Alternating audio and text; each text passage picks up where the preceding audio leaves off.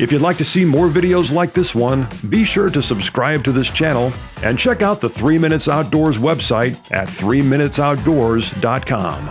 And finally, if you'd like to support this channel, click on the link in the video description below to find out more.